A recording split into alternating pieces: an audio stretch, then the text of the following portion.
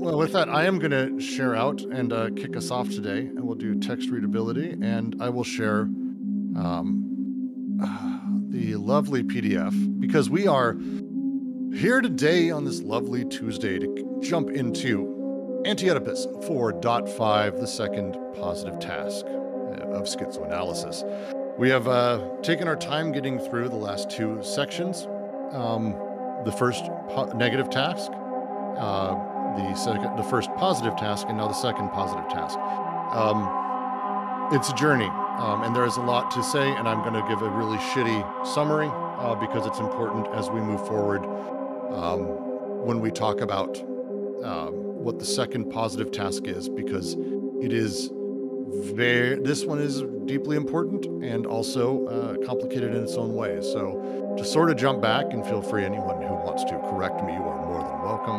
The first destructive task, the first negative task of schizoanalysis is breaking down general narratives, representations, doing away with them, not necessarily destroying them for anyone, but breaking them down, because the second thing you do, the first positive task, is to actually take a look at where the desiring machines are, how they're connected, and where they come from, and what they produce. These two steps are incredibly important. They also are a weird movement from the molar of representation into the molecular of desiring machines. And now we need to get back into how these things might work and how these things can kind of play in the social space and how they may have implications outwards. And now what the second positive task may be. That's my miniature, shitty, probably too simplified version to bring us up to speed. Anyone want to add to that or tell me why I'm wrong?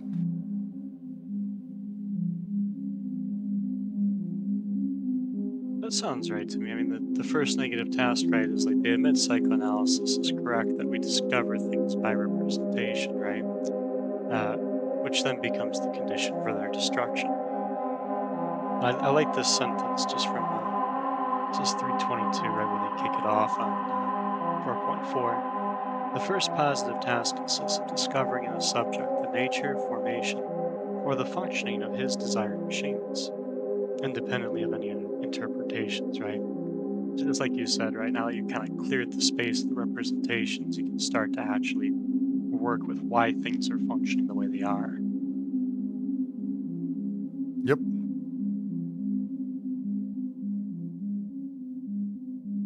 All right. Well, with that, I will dive in. Oh, Ash, did you have something? Please. Or did you were muting yourself? Okay. Well, then I'll dive right in and we'll jump into the second positive task. From here out, as I've said the last two sections, more so than anywhere else in the book, please do write down notes as you're having trouble or if a thing doesn't make sense. This section took us 9 readings to get through, and I do not foresee that ever shrinking significantly. This is where all of it comes together. If you do not get a sentence, I may say, we'll go back and listen to our recording on this if it is a thing that I think can be gotten through just, sort of rereading earlier parts and all of that. But don't hesitate to ask, because if you are not getting things, that's a problem. We want to be here to help. So off I go, and let's get into the second positive task. We cannot, however, allow the difference in regime to make us forget the identity in nature.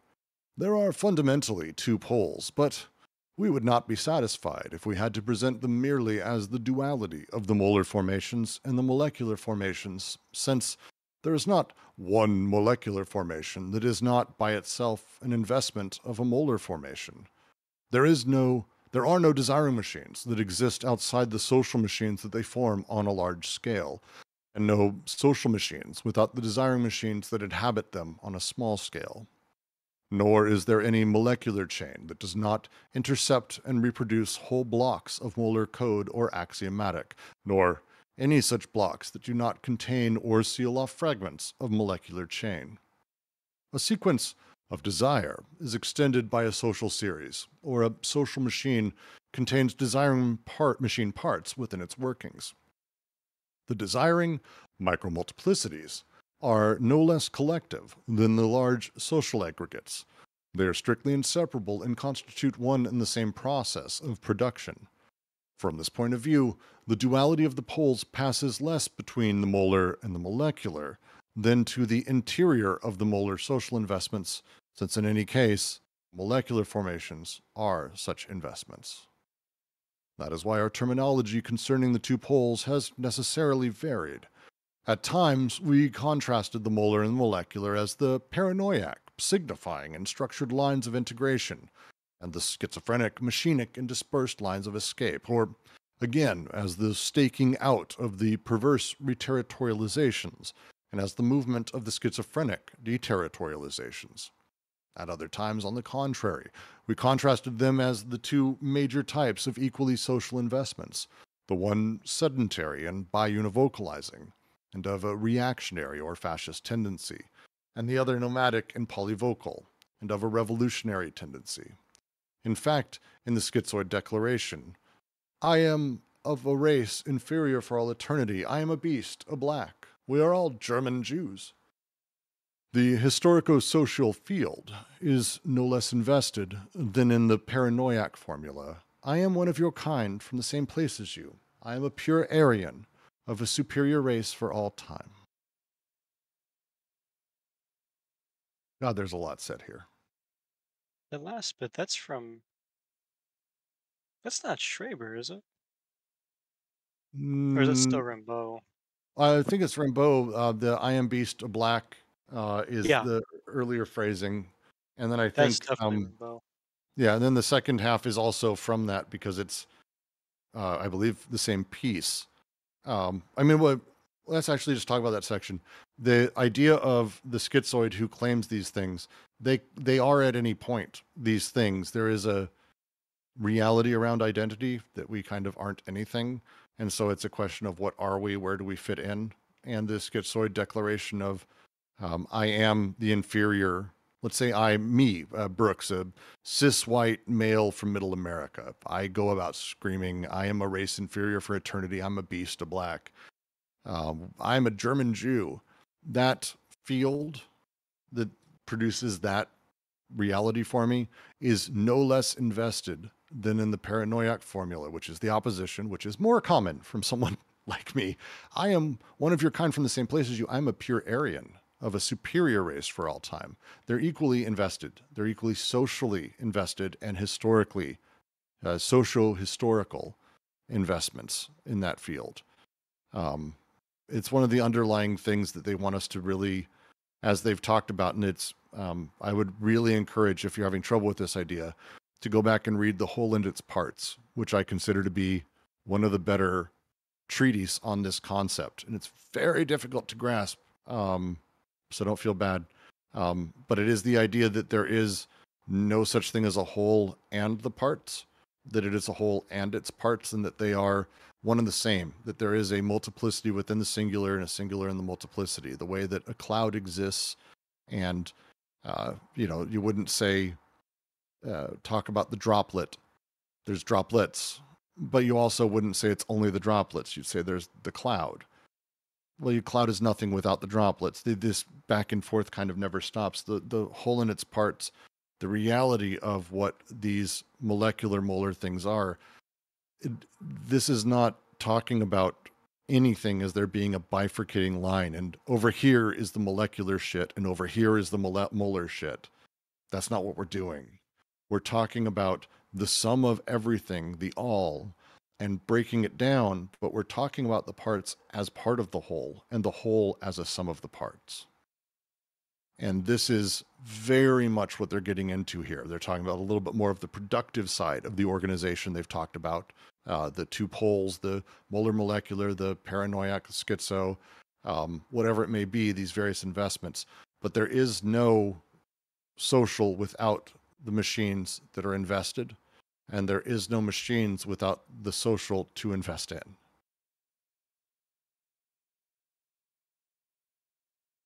That's how I read this part. And some of the phrasing in here is just amazing. It's a lot at once, and we can kind of go through it if we need to. Jack, is that just a general summation there?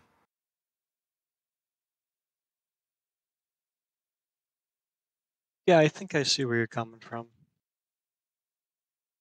Trying to simplify because it's not an easy. Um, It's not an it's easy section. it's not too bad, right? Because it's just an extension of what we've seen that the schizophrenic and the paranoiac, however they're going to describe that, are co-invested in the same way the molar and the molecular are. So the two regimes invest in each other. Likewise, another way of saying is what the socius conditions and what the BWO conditions, right? Those things are mutually co-instantive and mutually informing. Because I Yes. think this is basically the delirium, right? Is the fact that the fact that as much as something's biunivocalizing, there's also the schizophrenic aspect, right? Which simply doesn't play that, and yet they co-invest each other. Well, and it's that last line I really like because we tend to have a um and again, I'm going to talk through like an emotional response to a thing, but I think there is an intuitively more of a reality given to someone who claims that they are pure Aryan, that the whites are the supreme race or the blacks are the supreme race, that the things that they're into, the social historical field they're invested in, is more realistic, is more real than, say, me saying I am a German Jew or a black. And I think that's their point here is these historic fields are no less invested than in the paranoiac formula. These things are all invested in the historical social realities. All of these things are. Um, they talk about this pretty cleanly. The other nomadic and polyvocal and a revolutionary tendency. The phrasing they have here. At times, we contrasted the molar and molecular as the paranoiac, the structured lines of integration, and then the schizophrenic, machinic, and dispersed lines of escape. Or maybe we staked out the perverse reterritorializations, and as the movement of the schizophrenic deterritorializations. At other times, on the contrary, we said they were two types of equally social investments, one sedentary and biunivocalizing of a reactionary, the other nomadic and polyvocal of a revolutionary. Like these two sides they've talked about, but they're not talking about like one being better or more real than the other. They're trying to sort of talk about ultimately that all of these things are possible. All of these oscillations equally move in the same way and operate the same way. Because again, we're talking about a generalized production here. And because it's machinic, we're not talking about anything that's transcendent at all. We're talking about a materialist view of why people believe what they believe. And ultimately, they are producing. They produce different shit. Someone who screams I'm a beast of black and takes a minoritarian position, I would say is better for us than someone who screams they're a superior race. But ultimately, they're just as invested in their own way. And that's the thing to kind of get through here. To me, the desiring micro multiplicities are no less collective than the large social aggregates. They're strictly inseparable and constitute one and the same process of production. Right, But, because I think that's largely the trick here, right? Is that the same conditions for Artaud, for Rimbaud, there's a Freudian slip for you. mhm. The same conditions for Rimbaud to say I am a beast of black. It's the same, it's in the same under the same conditions that enable I am one of your kind. I am a pure Aryan, right? Like that's the move is we are all German Jews is under the same mutual investments as I am a pure Aryan. Yes, and everything everything is abutted up and connected machinically to every other piece. That's it. This is everything is this. Everything produces, everything works these ways. There is no um There's no difference in nature between the two regimes, which is ultimately what this paragraph is again driving back at, that we don't want to get to this weird point of, um, the molar works this way and the molecular works this way. It's like, no, it's one huge thing. We're just talking about general ways that they operate at these different levels, but they are one and the same. This is how these things work, and they're made up of these same pieces. Again, the cloud example is the one I like to use, but you can use any machine. A car, for example, a car is very much the sum of its parts. Feel free to take any part out and tell me if it works still. But you also, the pieces inside of the car, they're connected to the entire car. So you have a singular piece, sure, you can look at it, but it's really at its best when it's part of the machine and it's only really doing the thing it does. A carburetor doesn't carburate. An engine doesn't do its thing unless it's part of that larger machine. You have the pieces, sure, but they need to be part of it in order to work, and the whole thing needs the pieces and vice versa. Yeah, to go back to what you said about difference, right? The difference in the regimes does not, it's not annulling, right? Because I think to your point, that's one of the big things here is, right? So we've done this destructive, to make it procedural. We've done this destructive task, we've destroyed the representation. Now we're doing the positive task and we're sort of unfurling the assemblage, right? We're trying to figure out what the unconscious is doing in these instances, in these gatherings. And that's going to be really critical, I think, here, because now what they're not starting out by giving us the what the second task is. They're starting out, I think, making it clear that you can't change the molecular or the molar without affecting the other, right? That these two things, because they're co-informative, co-instantiating, right? Because they comprise the unconscious, whatever's going on in them, right? It co-extends.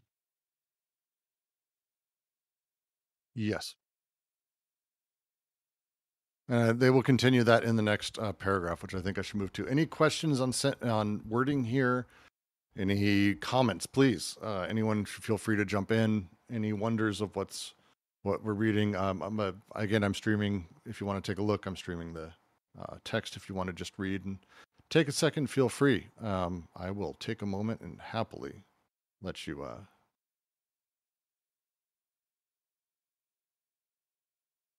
I just want to expand on that point real quick before I lose this. I think Oh part yeah. of the reason they're starting out with this qualification is because they just got done going through why is capital as associates more repressive than the other two. And there's a few reasons why. I think the one that's really important for this paragraph is that basically what happens, right, is in the first two socii, the molar and molecular are very close together. What happens with capital is they become very distant, right? And that has implications for the molar and molecular, that has implications for the socius and the BWO. And at that level, right, that means any kind of, any interest in creating an investment, right, has to deal with that problem of this new distance, because effectively what happens, right, is capital is able to establish this absolute limit. I believe it's the absolute limit of the BWO, right? That's going to be huge because that means the absolute limit is in large part the molecular, which has a newfound greater distance than in previous socii, right? Yes. Love that. Had to get that out before I lost it. Okay, No, now that's good. somebody else That's go. good. I like that a lot, actually. I like that a lot. Does anyone else have a thing, please? Okay. All right, I'll wander on to the next paragraph, which continues much of the same point, but makes a few things more explicit. From the viewpoint of the unconscious libidinal investment, I need to go close my window. I don't know if you're hearing someone's cutting metal outside. One moment. I always thought you were into woodworking. Goddamn room's falling apart. What the fuck? All right. Did you say metal cutting? I always thought Yeah, you were into someone. woodworking. No, I don't know who. Someone's outside cutting their drain pipes and on their house, and I don't know. It's like someone's stealing them, except it's the owner, so I know they're not, but it's still insane. I'm going to go ahead and start that paragraph over, and we'll get going.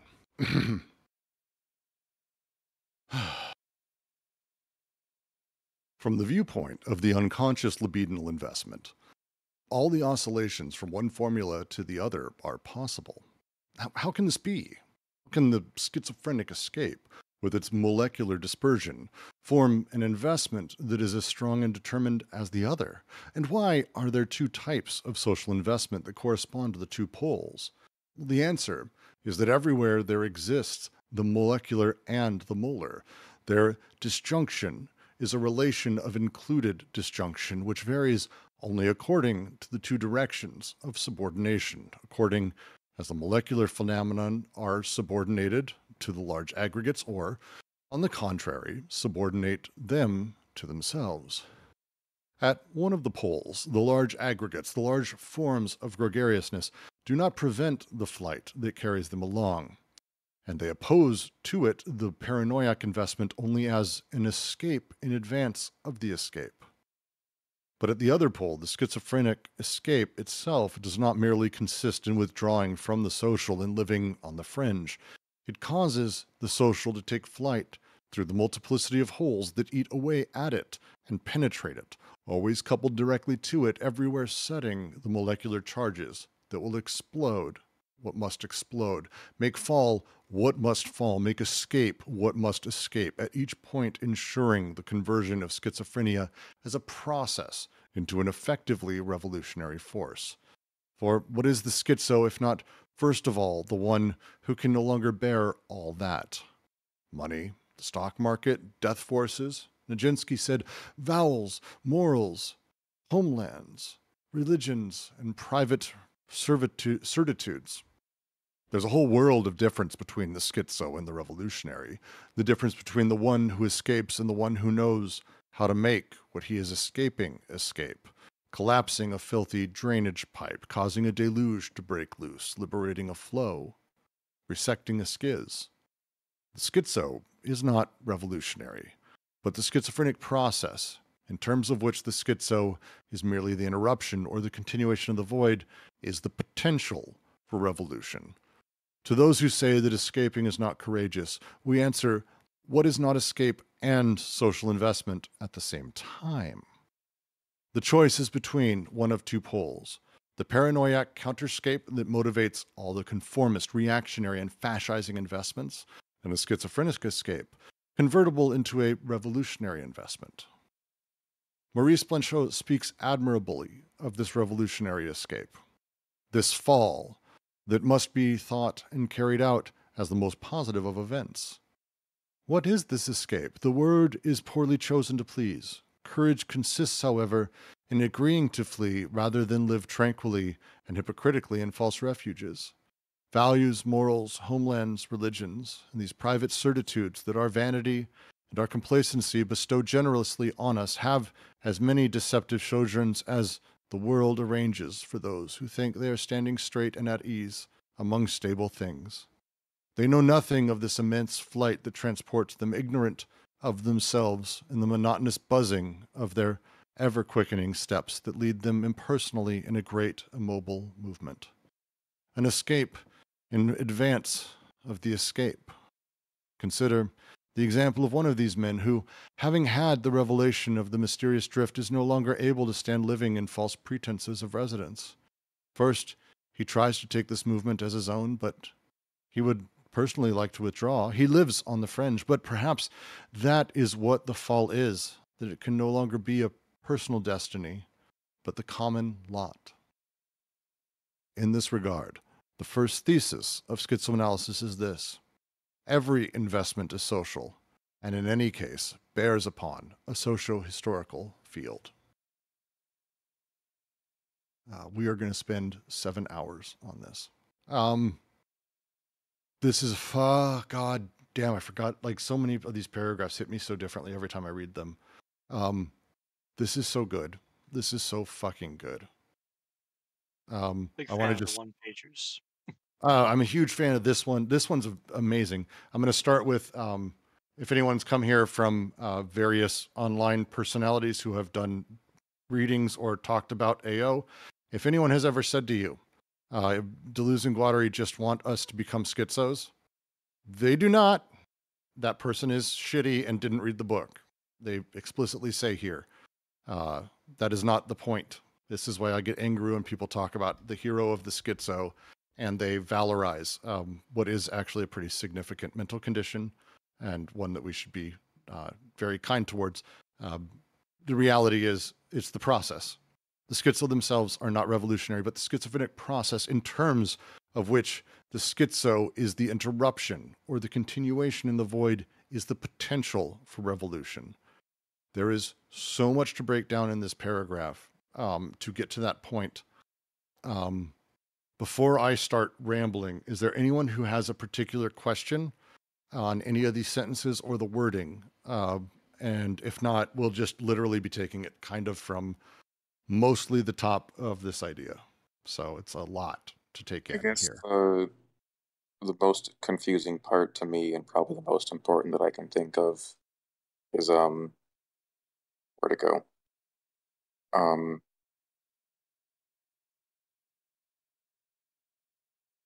The one who knows how to make what he is escaping escape. Mm-hmm. Yes. And that's really good Blanchot. I mean, that's really good Blanchot. To answer, we will answer that before we're done here. If I don't answer it satisfactorily before we move on, yell at me, please, Shaisi, please, because it is deeply important that I communicate this right, and I want to make sure I've even got a grasp of it. So feel free to beat up on my idea of it, because this is where this is, I think, super fun and really interesting. Because underneath all of this, we talk about the process of how we have ideas. Let's talk about the process of how you have ideas. AO is about that. Let's talk about the fascism within. AO at large is about understanding that there is that demand towards representation and the demand towards these things. This section is very much about how we actually have, all of us, deep investments in the social fields. In fact, they say very cleanly, the first thesis of schizoanalysis is this: every investment is social, and in any case bears upon a social historical field. And as they just fed in the previous paragraph, all of our desiring machines are invested in something. So there is no breaking free of the social and being like, oh, I'm free, I get to run and go do my own thing. I have separated myself, Neo pulling the thing out, and he's no longer part of the matrix and he's able to be free. No, that's not what we're talking about here. We're talking about escaping in a different way, because how meaning is generated at the individual level is a really interesting thing. And this is why they love the schizo. This is why they attach to the schizophrenic process, because a schizo doesn't care whether the things they put together make sense.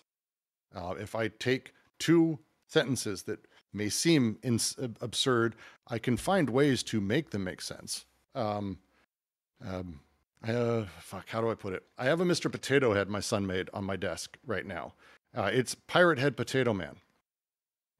It's a potato man, has a pirate outfit and a tentacle arm. This thing exists in a very strange place. Why did my son pick those things? Why did he choose and put those things together? He put them together into a full-on potato head. Now, this setup and thing, he has a name for it. He has developed and put together why these go together and why they work and why they make sense to him. If I were to show these to, we'll say someone, I won't name anyone, someone in my family who may have no imagination whatsoever, they might go, why does he have a tentacle arm? That doesn't make any sense. Because the paranoiac is about saying what things are. And Mr. Potato Head, despite being a potato, is a man with man arms, man eyes, man ears, man head, man tongue, man mouth, not tentacle. But my son is able to go, oh wait, tentacle's cool, and he just puts it together. There's a difference between an exclusive and an inclusive disjunction here that is brought up. And feel free to jump in anytime, Jack, because you know this is your jam as much as mine. The way that disjunctions happen is when we put two ideas together that don't seem to make sense. If we use an exclusive disjunction, we force things together that do. Oh, man, woman, man, penis, woman, vagina. These things. Oh, this is how the representation works. It places things in a very particular order. Well, what if we were to shift it up? What if it's man, fur, woman, tentacle? These things, a schizophrenic may ramble. There's some amazing videos about kind of what it's schizophrenics when they talk. We have a few on this server who suffer from this, and it's there's a reason we don't we force everyone to treat them with kid gloves, because they make connections. We wouldn't, because everything we have to put in order makes sense. Everyone here, I mean, as far as I know, when we talk, we're utilizing the same general signification, the same social order. May not be from the same country. You may not all be Americans. That doesn't really matter. We're able to talk, and things generally make sense. But if I were to just start saying tentacle, potato, stream deck, cloud, camera, switch, these are things I'm seeing in front of me, but you don't have any signification or story behind them. It's just random bullshit. This is the schizo process. The ability for us to take a look at the world and see things a little differently and utilize this process, and to put things in a different order, to have instead of a exclusive disjunction, the ability for us to have an inclusive disjunction and start actually putting shit together that didn't go before, and actually having a secondary sense or new meaning that comes out of this. Suddenly, that's a very odd thing for us to play with. It's a very interesting thing. It's actually what art does. It's what philosophers do. It's what science does. They put things in new orders, and then they give us a new sense of meaning around them. So, underneath it all, this is where we exist. We have our investments that are socio-historical. We're deeply invested in them, but just by existing and by our machines existing. And as we're given new ideas or new thoughts, we're already kind of invested in a bunch of shit, and so we kind of judge against that. And those things actually lay out the troughs that meaning is allowed to exist within. Not tentacle potato head, or even Ms. Potato Woman, or transgender potato man, I suppose, if you were Fox News. But it's Mr. Potato Head to some. And there's rules around that, and there's a setup. This reactionary, paranoiac stance sits in opposition to the revolutionary, which is not necessarily directly schizo. Schizos just are putting together whatever pieces they see. That's good.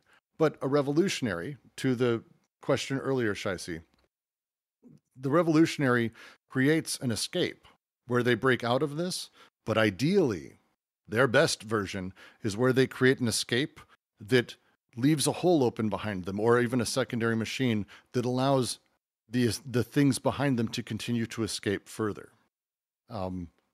This machine, this revolutionary potential, think of it as creating a new way of existence that other people are able to see and able to move with. Proper revolutionary art inspires, creates escape behind it by putting things in an order they weren't in before, or that might be subterfuge for the current order of things. There's a internet meme of a mother and her son. It's one of my favorites because it plays on the joke of the kid seeing and becoming gay, but it's two men kissing. What's that, mommy? And she goes, don't look. And it cuts back to the kid, and he's dressed in like these great glasses. He goes, too late, mother. I have seen everything. It's a great meme. That is actually what they're talking about, though. That it is the nature of the new order of things that breaks other people's meanings, which creates revolutionary intent in them as a machine. Because it's about the investment, what we're invested in, and how we're set up. And a proper revolutionary utilizes schizoproduction and creates machines that allow other people to attach and also escape. This is the sort of setup here, because there's basically, as this is the line I highlighted here, to those who say that escaping is not courageous, we answer, what is not escape and social investment at the same time? the phrasing is weird there, and it's a translation thing. To sort of restate that, you don't think escaping is great, but wait. But escape and social investment at the same time is always what escape is. That's the nature of revolutionary. The choice is between one of two poles: the paranoiac counter-escape that motivates all the conformist reactionary and fascizing investments, which we already have, and the schizophrenic escape, convertible into revolutionary investment. Because remember, all desiring machines are necessarily invested in things. Like, there's no free desiring machines who are like sitting over here waiting. Oh, we just need to build a thing that'll attach to them. It's like, no, everything is desiring machines and investments. This is where we are. So we need to build things that actually are secondary investments, new investments that allow the desiring machines to attach because they're their own machines. And then that escape creates and continues to move forward. This is the Blanchot line. This is the idea. That it's about these sort of revolutionary moments that actually allow us to create escapes for not just other people, but other machines. That is a long ramble. Yeah, I'm going to go with that. Jack, thoughts?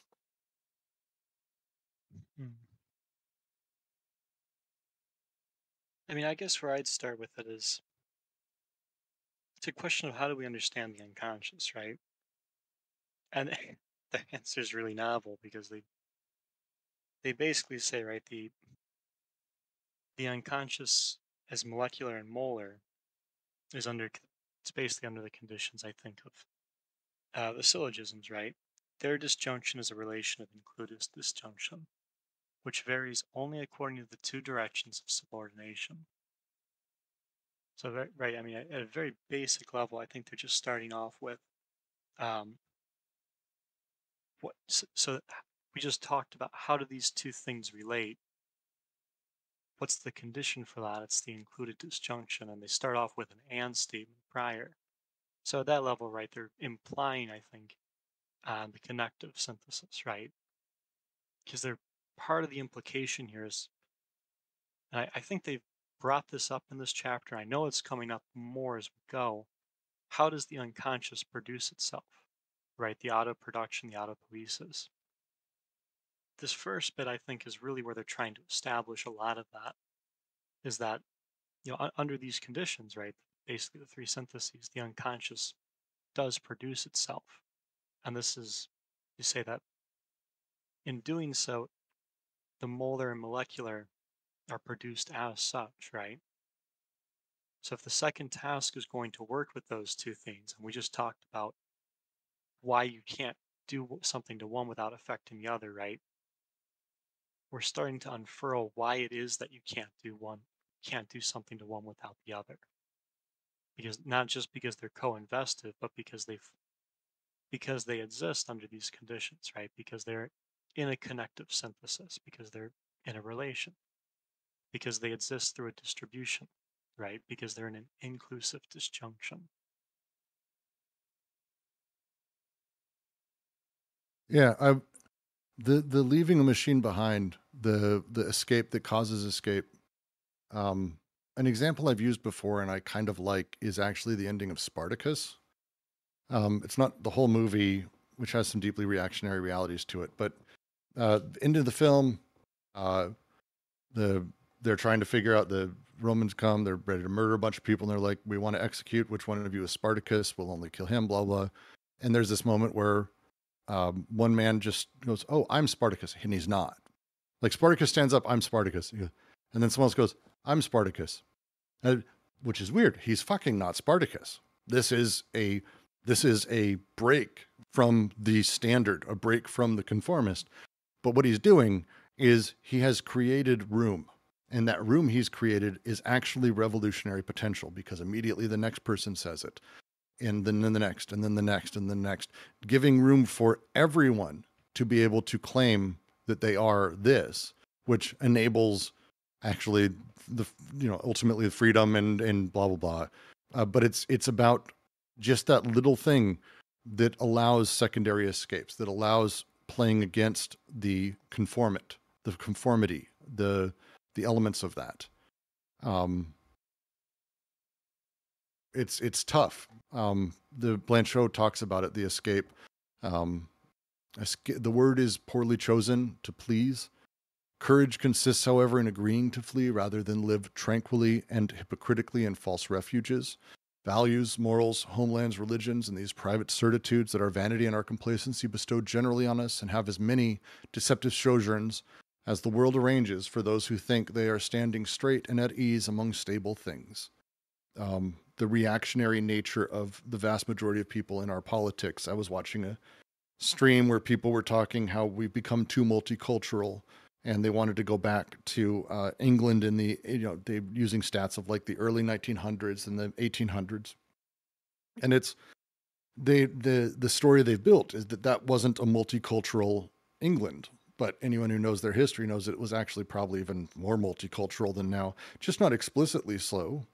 They just didn't allow the people of non-white descent to live in England.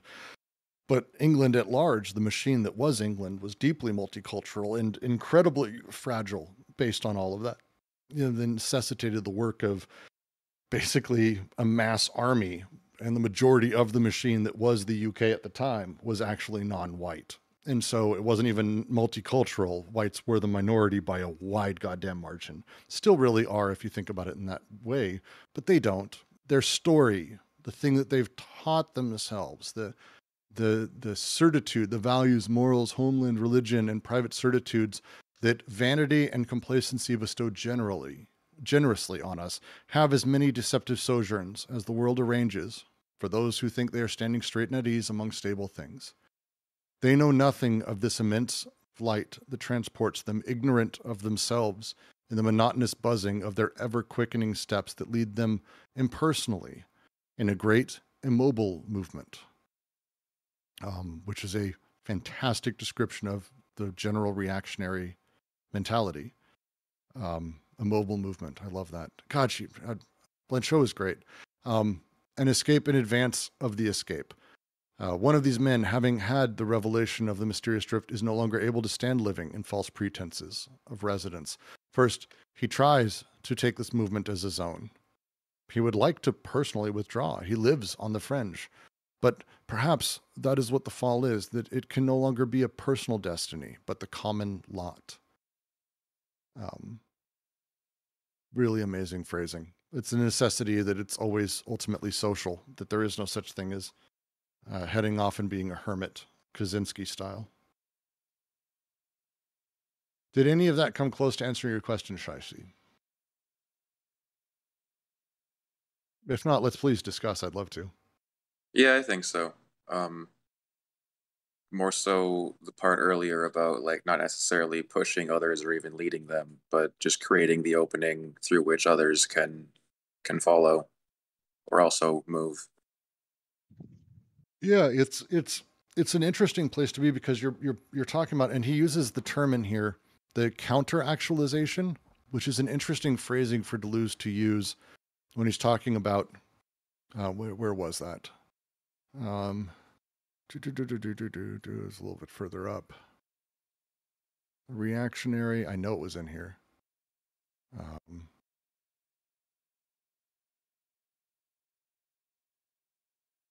The paranoiac counter-escape that motivates all the conformist reactionary fascizing investments and the schizophrenic escape convertible into revolutionary investment. In logic of sense, Deleuze puts a great deal of weight into a thing called a counter-actualization, which having paranoiac counter-escape and then revolutionary counter-actualization could be an interesting juxtaposition. The counter-actualization, as he talks about it in there, is very much along these lines that almost, and again, this is me oversimplifying, so feel free to yell at me as much as you want. Generally speaking, the meaning that we have bestowed on us, we actually have a unique ability because of how sense is generated to pervert it, to play with it, to shift it and to edit it, and to change what meaning is and how meaning plays, to rearrange the meaning of objects, if not the destiny of them. I can't change all the machines in the world, but I can play on how meaning is generated from them and how people interpret them. And this is an exceptional power. I think as opposing this, the paranoiac counter-escape, we might call that the escape. The paranoiac counter-escape is very much a fight between wanting to hyper-actualize, to concretize. This is what things are. This is what the values, the morals, the homeland, the religion, the private certitudes that allow us to believe we aren't in a deep flux of change literally at all times. The idea that, oh, things used to be so much more stable, they're so much worse now, is part of that. It's one of my many reasons I make my constant joke that everyone ultimately is reactionary.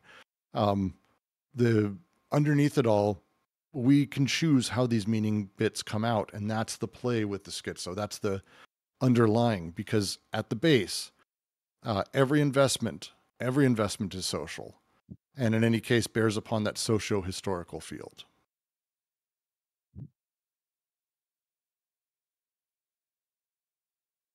Got something, Jack? Well, I mean, it's interesting with logical sense because he'll lean more heavily on perversion there, but here the perverse is associated with the paranoiac and the reterritorialization, right? Yes. And in some ways that is consistent. In other ways, it raises a whole new slew of questions, right? Which is going to get at the molecular, I think. The part of how I'm reading this, right, is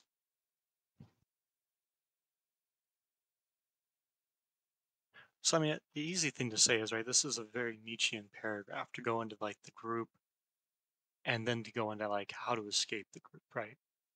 In this sense, though, I think it's very in line with Zarathustra to me in the sense that it's kind of like it's saying, uh, this might also be an oversimplification, but it's kind of like saying, how do you I don't want to say how do you facilitate?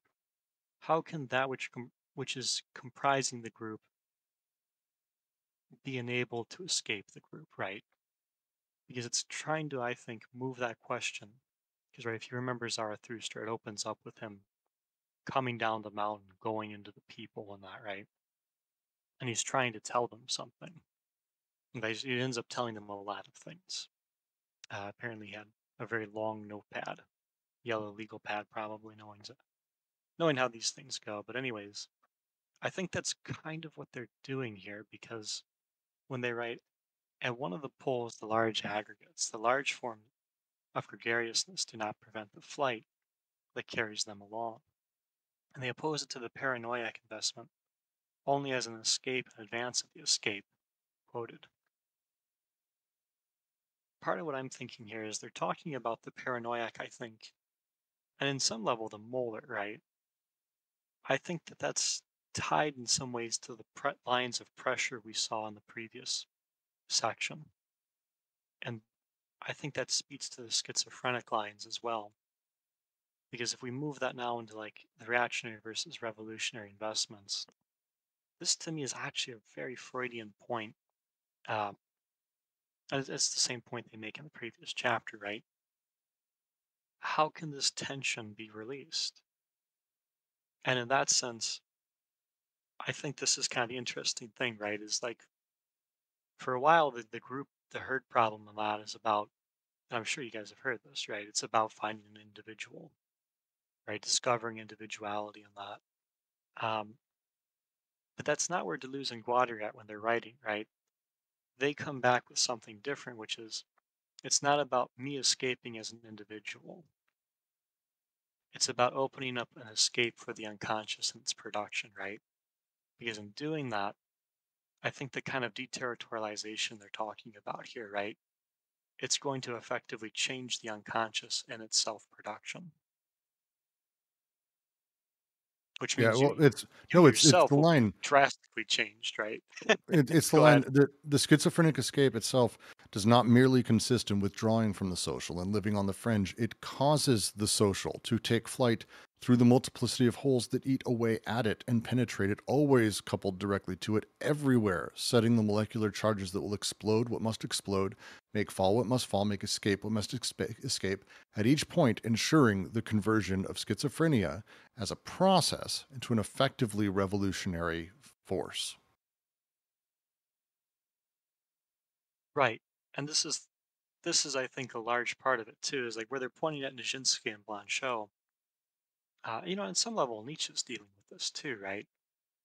These kind of movements and that try to seek a justification through some value. Well, I'm just going to focus on values because that's the easy one. But, it's the same thing with morality, right? There's something usually transcendent, right? And right there, you're at the first paralogism and probably the second one too, right? Because you're looking for something beyond all this that can justify it.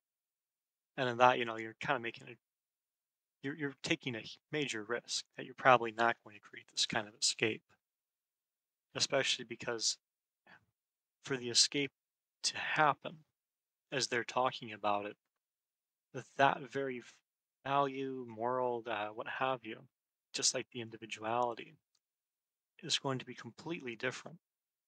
And I think this is part of why they're talking about the paranoiac versus the schizophrenic in this manner, or the reactionaryism versus the revolutionaryism.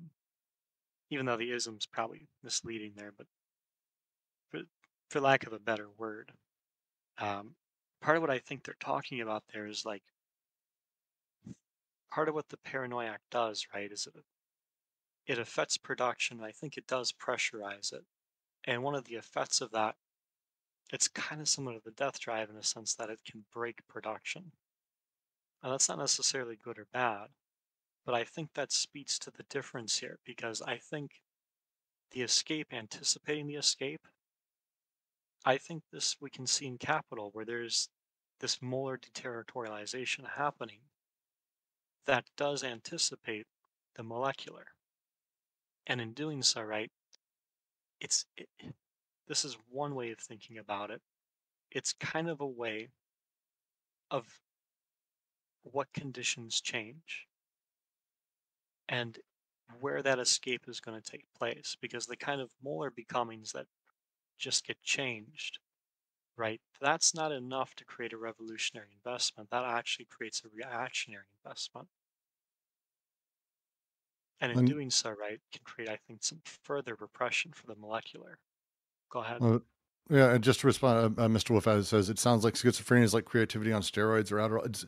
No, no, no, no. Schizophrenia is a horrifying mental condition that is basically the ultra damaging of someone who has been forced to take what might be creative, generalized desire and put it into things. They specifically in here actually call out Nijinsky.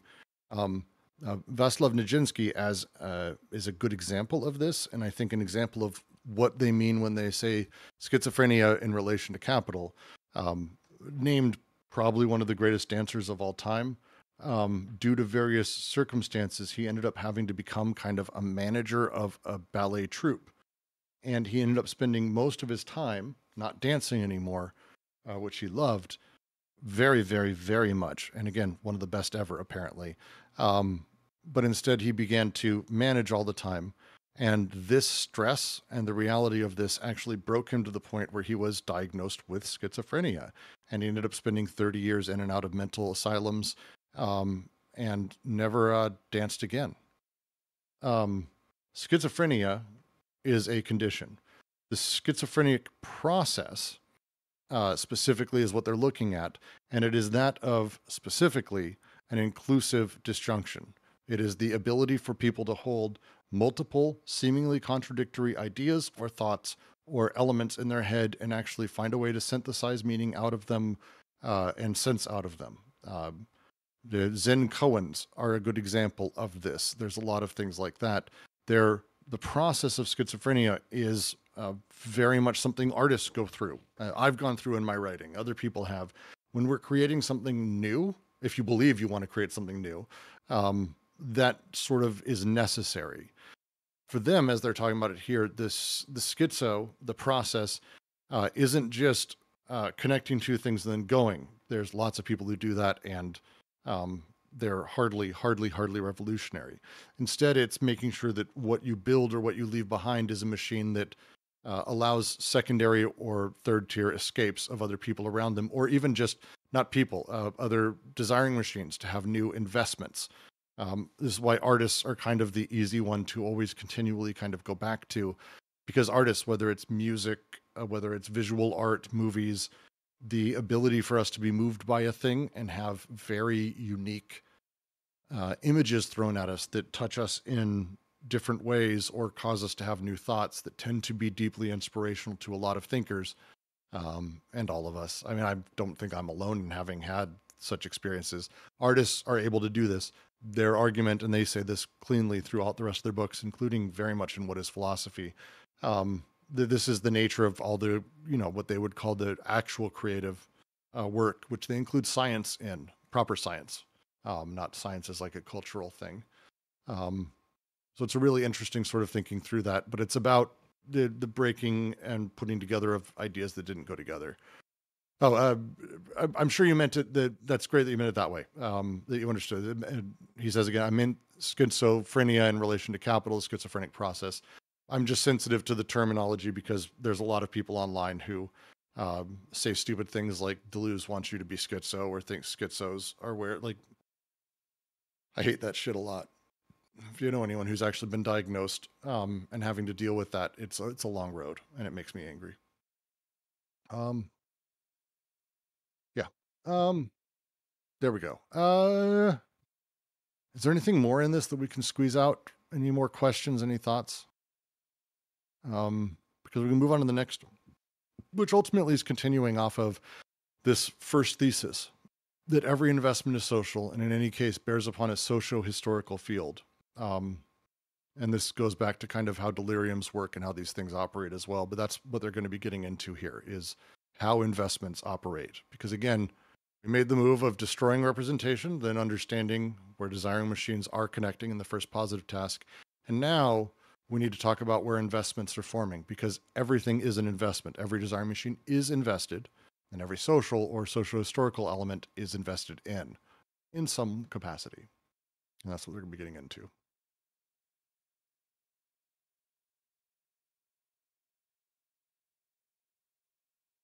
I mean, one more thing we can, I think, focus on is in this Blanchot quote, right? So we're trying to understand the difference between the one who escapes and the one who knows how to make what he is escaping escape. So we start to see this coming out with Blanchot, right? Revolutionary escape. What is this escape? The word is poorly chosen to please. Courage consists, however, in agreeing to flee rather than live tranquilly and hypocritically in false refuges. Values, morals, homelands, religions, and these private certitudes that our vanity and complacency bestow generously on us have as many deceptive sojourns as the world arranges for those who think they are standing straight and ease among unstable things. So right there, like that deceptive sojourn, that seems to speak to me to part of that paranoiac aspect. They know nothing of this immense flight that transports them, ignorant of themselves and the monotonous buzzing of their ever-quickening steps. They lead them impersonally in a great immobile event. A depersonalization, again, I think is one thing that we'll see again and again when we're talking about these kind of escapes. An escape in advance of the escape. Consider the example of these men who, having had the revelation of the mysterious drift, is no longer able to stand in the false pretenses of residence. First, he tries to make this movement as his own. He would like to personally withdraw. He lives on the fringe. I think this is still focusing a little bit more on the paranoia, because then Blanchot goes on to say, but perhaps this is what the fall is, that it can no longer be a personal destiny, but the common lot. And I think that's kind of the interesting thing there, right? Is at that level, another way to say what I said earlier is that it's not about something escaping so much as it is about the unconscious having a release of itself, right? Like this point about the common lot versus a personal destiny, right? there's a difference between Zarathustra trying to escape versus the collection of what's at hand there, and the way that that collective escape can be changed in its entire constitution, right?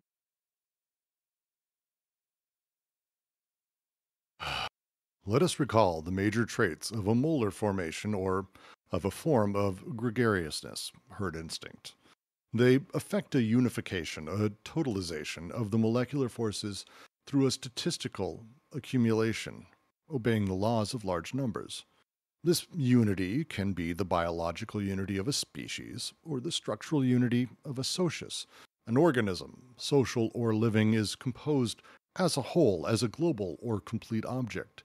It is relation to this new order that the partial objects of a molecular order appear as a lack, at the same time that the whole itself is said to be lacked by the partial objects. In this way, desire will be fused to lack. The myriad breaks flows that determine the positive dispersion in a molecular multiplicity are fitted over vacuoles or lack that perform this fusion in a statistical constellation of a molar order. Freud demonstrated clearly in this respect how one went from psychotic multiplicities of dispersion, founded on the breaks or schizzes, to large vacuoles determined globally. Of the neurosis and castration type, the neurotic needs a global object, in relation to which the partial objects can be determined as a lack, and inversely. But on a more general level, the statistical transformation of molecular multiplicity into a molar constellation is what organizes lack on a large scale. Such an organization belongs essentially to the biological or social organism, species, or socius. There is no society that does not arrange lack in its midst by variable means peculiar to it. These means are not the same, for example, these means are not the same, for example, in a despotic type of society, or in a capitalist society where the market economy raises them to a degree of perfection unknown before capitalism. This welding of desire to lack is precisely what gives desire collective and personal ends, goals, or intentions, instead of desire taken in the real order of its production, which behaves as a molecular phenomenon devoid of any goal or intention.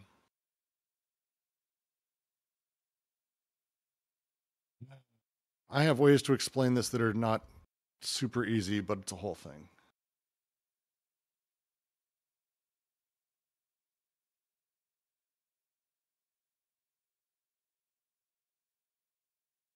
I mean, I kind of think of it in terms of like, in a sense, what is the molar, what is the molecular, right?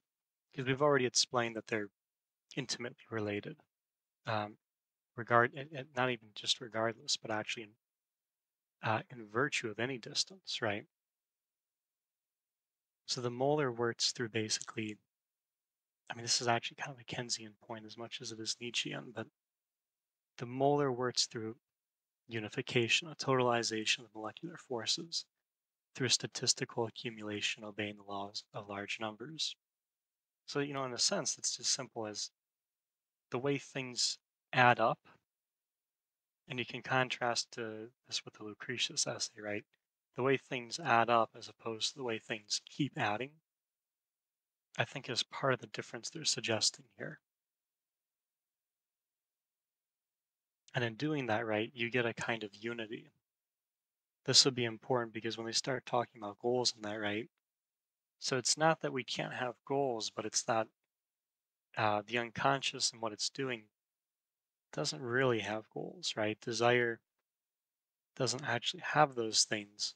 It's only when desire is welded to lack that you can have collective and personal ends, goals or intentions. But in doing that, right, those are really kind of a product as opposed to the productive.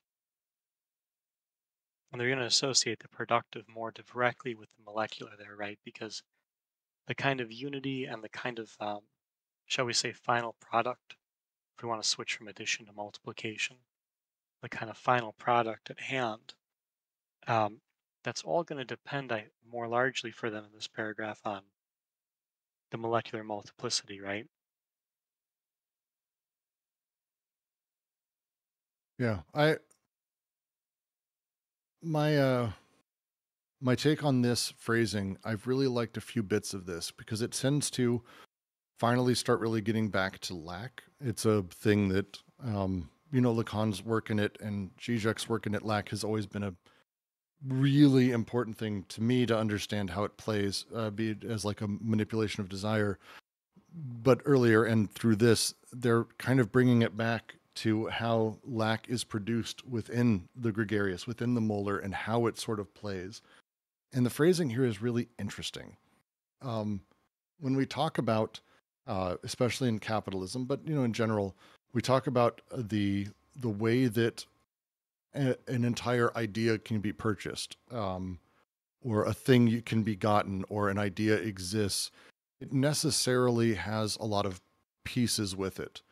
So let's talk about Instagram as a thing, which I can't even imagine what D&G would say about Instagram, but it exists photos of very attractive people who are having sex with each other, and it's very attractive sex, I'm very sure.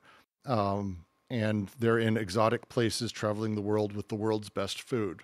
Now, if this existed on its own, there is parts of this as an emergent reality. Like, what is the machine that would have to make this? Well, generally, there's a lot of stuff that goes into that. A lot of desire machines that connect that, oh, these things. And then those very lovely people drink a Coke. And the Coke is the thing I can buy. And it's part of this. It's actually an important part of this because it's the thing I can purchase that's connected to all of these things. It's a gregarious, large-scale representation that matches part of this larger machine. But that's not how things work in the molar. The molar is actually fairly disconnected from actual partial objects.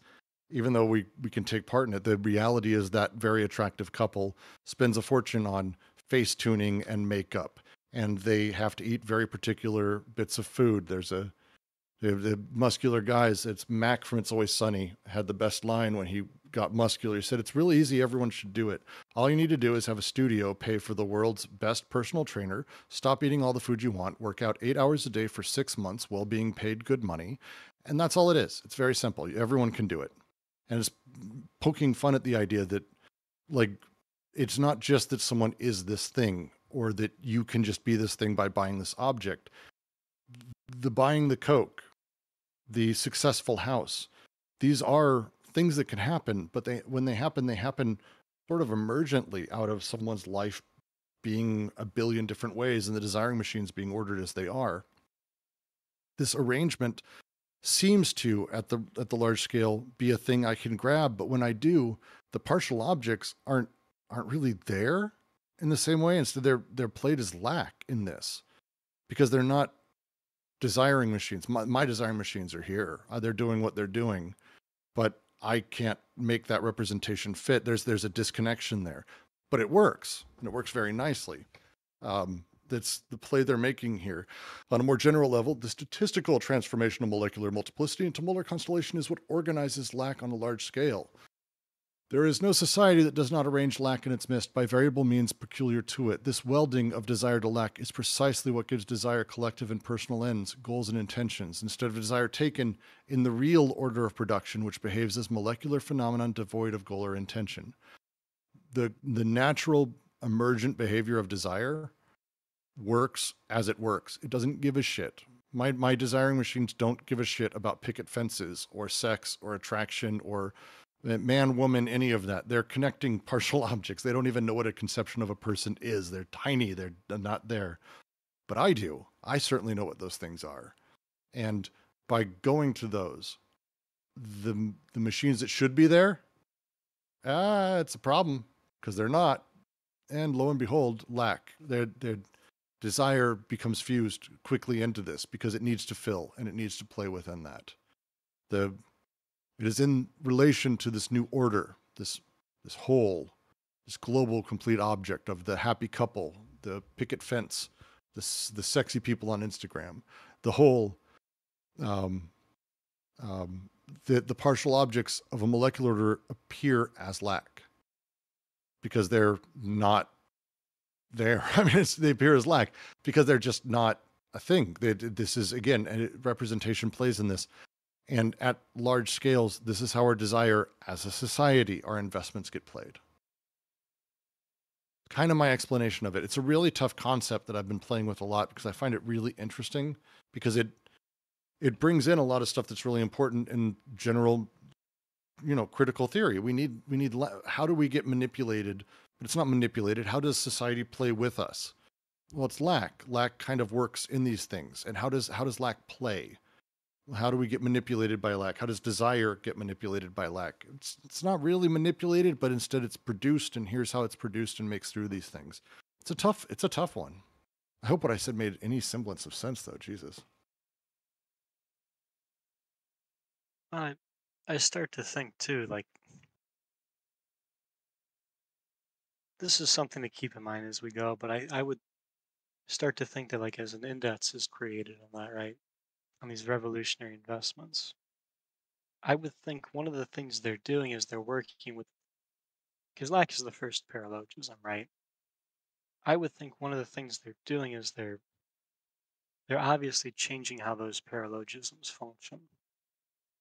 I would start to think that the kind of new earth they're talking about, the fourth socius, right? Whatever that will be, if it however that is, putting that aside for a minute, I would start to think it is a problem of how the molar could function in this way, where instead of paralogistically, it could have functions syllogistically.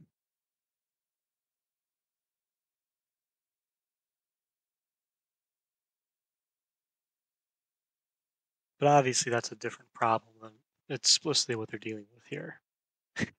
Because Yeah. obviously, under these conditions, you have to deal with the paralogisms, right? Like, Yeah. but I would think part of the problem is, right, like, how do you, what would it, what would it take for a deterritorialization to basically, I mean, it would basically change the, like, it would change the whole production of lack, potentially meaning that we wouldn't be dealing with it as such.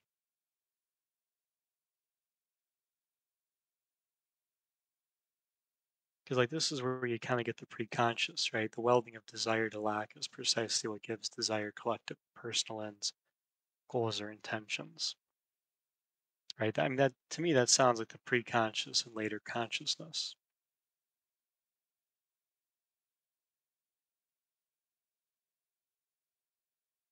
I think so. I think it's playing towards that. It's again,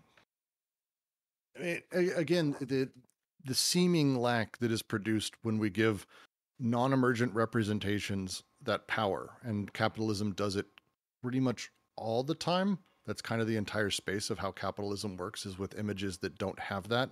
It's why we're married to them. It's why we love them. Death is inside of them, but they're dead. They're not a living, breathing desire. They're dead. And as such, that sort of lack that is perceived inside of it, and sort of puts those things into it. It's a really amazing thing because it starts to manipulate desire, and as they say here, it's what gives desire collective and personal ends, goals, or intentions, instead of desire taken in the order of its production. The desire properly made doesn't have any of that. But when I preconsciously or subjectively say, oh, I really want a Coke, or I really want that person, it's that's where we start talking about this investment, I think. I think the lack pressures the things connecting in their relations. Yes. Oh, yeah, that was in Sorry, you were response to answering Ash. Yeah, yeah. yeah, yeah. Sorry, man. But I mean, it fits with what you're saying, right? I mean, there's the connective aspect of already being related to Coke, and then there's the conception that one lacks a Coke, and their goal is to get that Coke, right? Because this is kind of my point to Ash, right? So, like, are we trying to fill in the lack? Maybe it's not that we're trying to fill in the lack so much as we find that the lack pressurizes um, the partial objects, the desire machines, that that in the first place enable the lack, right? And then consciously we start to think, just like Brooks was saying, well, I do want, how do I get the Coke? That's what I really want is the Coke, right? Because at that point, you're just a step before the mother. Andrew says, this is where I need new clothes, relationships, job, prestige. Lack insists the desire has an exclusive goal. Lack, again, because we're talking about types of desire. The welding of desire to lack gives desire collective personal ends, goals, and intentions. Again, this is the post subject. This isn't desire at its base level. You don't have a desire for new clothes. It doesn't know clothes. Desire just wants to connect with things. You give the secondary meaning. And then outside of you, when you have this sort of collective, we as a group need to invest in Bitcoin. We as a group need to buy new houses. We need to work for minimum wage. We need to blah, blah, blah. This kind of exists at that point. So the use of desire here is, again, it's weird because we're talking about, again, two regimes. Desire is still flowing. It's still the same ultimate desire, but we're talking about different places within the gigantic mashup that is the molar and the molecular, I think. Is that fair, Jack? That last bit for me one more time.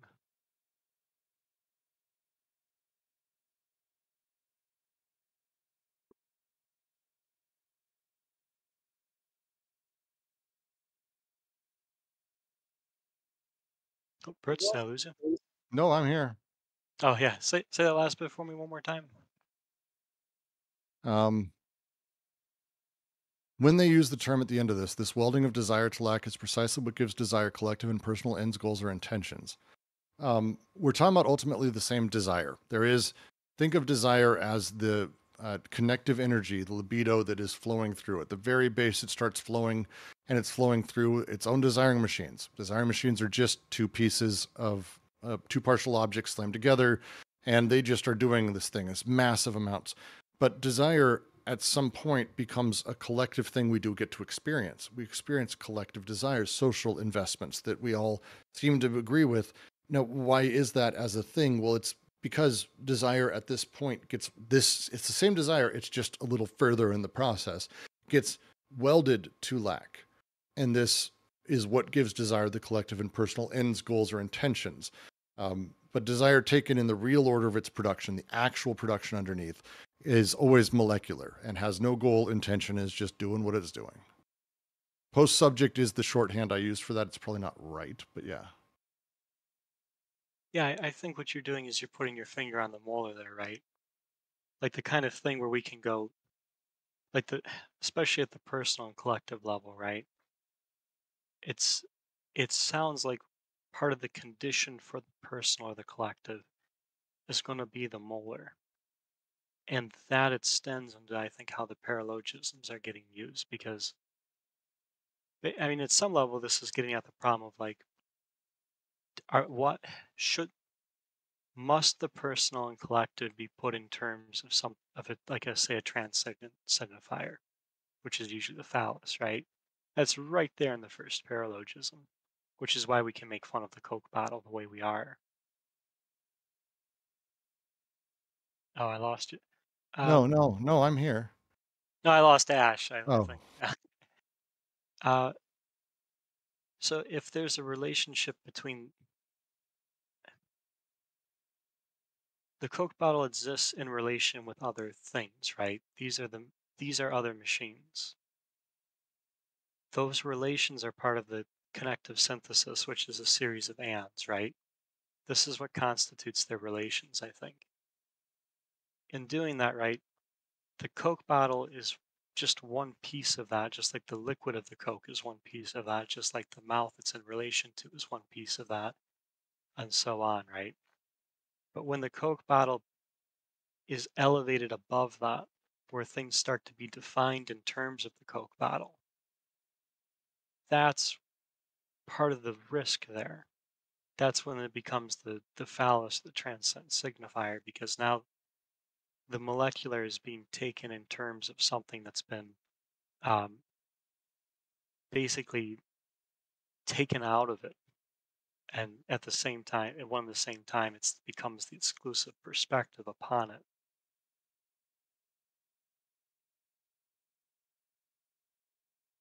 Yeah, So like, and if you go it's back to the tough. value It's system, I but kind of want to pull back because just real quick, it's not so much that it's post subject. We're not really talking about things that like it's always tough because we're talking about all of it at once, and I'm trying of using shorthand to kind of help bring to the idea. But um, the reality is, on any BWO, molar and molecular things coexist on them, and they're generally closely placed together.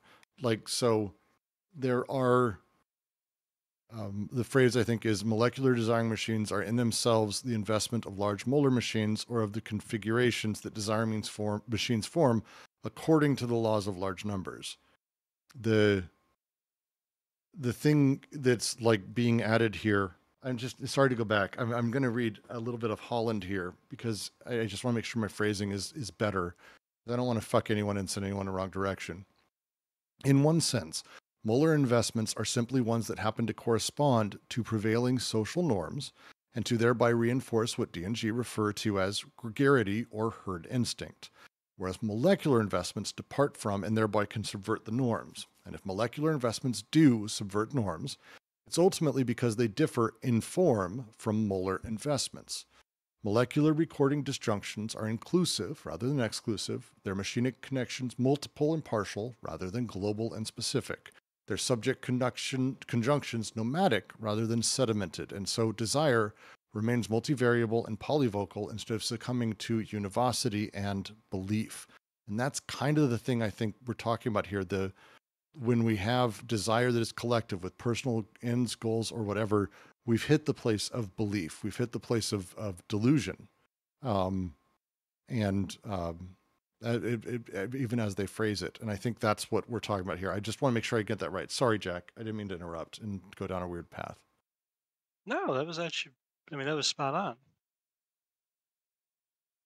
This is where the tough stuff is. And if I had a great handle on this personally, I'd be writing books on it and I wouldn't be here probably.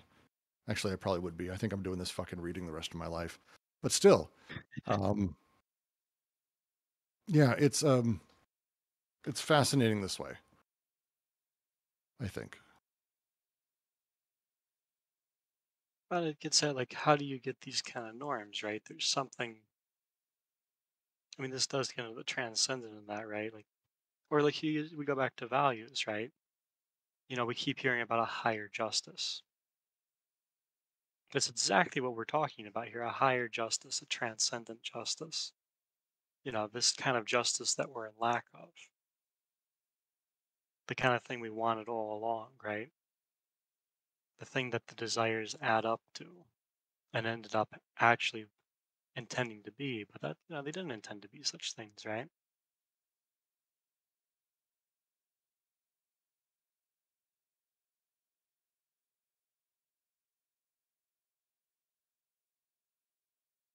Yeah, and lack itself is, I mean, we also start getting into Levi Strauss, and we have to go back to the earlier parts of chapter 3 as we talk about how lack is produced within capital. I maybe want to save that for the next reading sometime later this year. Yeah, because before that, we get to enjoy, was it 2.5, where they just go through straight how that paralogism happens. Yeah, and then also how lack is produced not in an exchangeist way, but instead that it is ultimately about anti-production that allows us to have the excess taken over. It's why capital doesn't have the palace at Versailles. Like we don't look around, we don't have the palace at Versailles, despite in theory we should. I mean, Elon Musk is in theory, and all these guys, they have great grand homes, but the palace at Versailles was like, holy shit! If you've never seen it, it's wild. And we don't have anything like that, even in relation to where we're at. So why doesn't it produce that? Well, it's because that's not how we deal with excess under capital. We do it through anti-production, and it's kind of core and base in the system, and kind of forever there. I mean, it's again to go back to Bataille and all of that stuff as we get through all of chapter 3. I mean, it's lack as it works. Um, to quote Holland, now what anti-production, lack, always precludes, as we shall see, is the direct appropriation and complete and immediate enjoyment of the fruits of production. What it institutes is a variety of regimes always based on deferral, on the separation of productive force from what it can produce or already has, on the accumulation of reserves, the constitution of maintenance of extensive social organization, and sometimes Oedipal guilt in the nuclear family, on thoroughgoing self-denial and ascetic demand. Anti-production as the controlled expenditure of excess is thus, for schizoanalysis, coterminous with the process of organizing social relations in systems of debt of various kinds. The asceticism is the word here I think that strikes me. In the U.S., if you know, everyone knows, Roe v. Wade's going to be overturned. We learned about this. And I was having an angry debate with someone who was going through all the hypocrisies of the pro-life people and all of that. And my point is the same, and it's pretty much this one, that they literally want suffering. The nature of the ascetic ideal, which is inherent, especially to capital, but comes out of a decidedly Western version of it, is about how suffering is positive. And that self-denial of pleasure, they just want that. And that guilt and that underlying thing, I think we're seeing rear its head in a way that we rarely have in the last 20 years. And I think we need to take notice and believe them for where they're at, which is they really just don't want pleasure. They want the excess to be very controlled. They want to have it set, and they want debt to be totalized. They want death to be everywhere. This is the head of capitalism.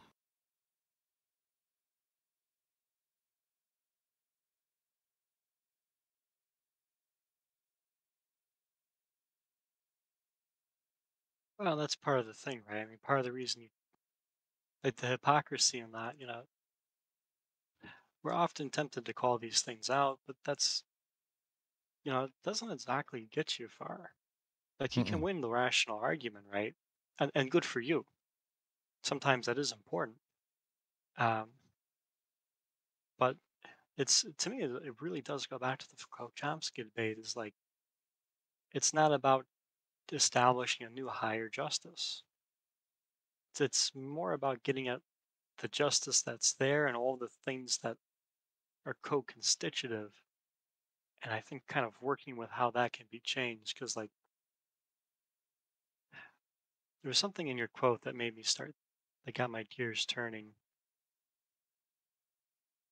But I mean, that is part of what the paranoia is doing, right? Is it's kind of, It I it don't know, one, totalizes, and therefore that process of totalization creates whole bodies, creates representations, which basically have lack or anti-production embedded in them. It's the process of paranoia creates anti-production by nature. and it's this weird thing where it's in some ways, right? It's about, I mean, one way to say it is it's about controlling change, but that's not exactly right. But it has that kind of, like, it appears to us that way, I think. I think appears is fine. Yeah, I'll go with that. Because I mean, that's the weird thing about it, right? Capital does a lot of work changing things. It just doesn't. It's just that the way the change functions is repressive, right? Well, it's the marriage of power and economy.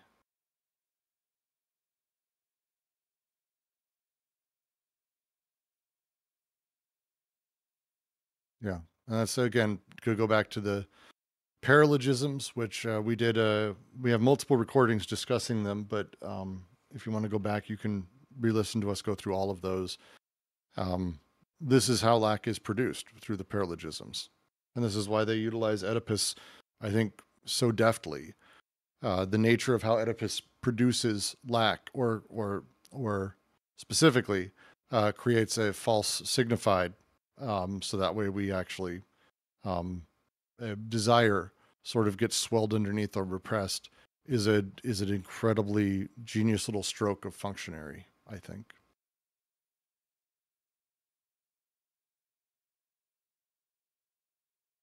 And it made sense too, right? Because I mean that's part of what I mean we've been making fun of the whole coke thing, but I mean that is part of the thing that makes Oedipus so effective in its repression, right? That aspect of the thing that you actually want, right? Mm-hmm. Versus trying to kill the thing that's keeping you from it that you nevertheless find yourself needing. That establishment of those parts, it's definitely challenging to mitigate that problem.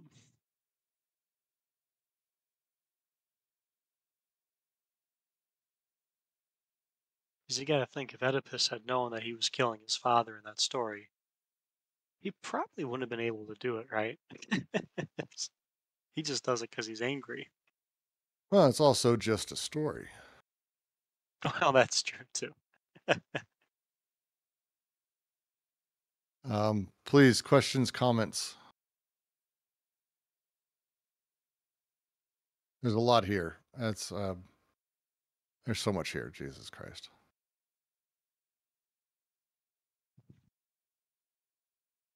I'm going to leave it awkward for a moment because if I have to read another paragraph, we're here for another 20 minutes.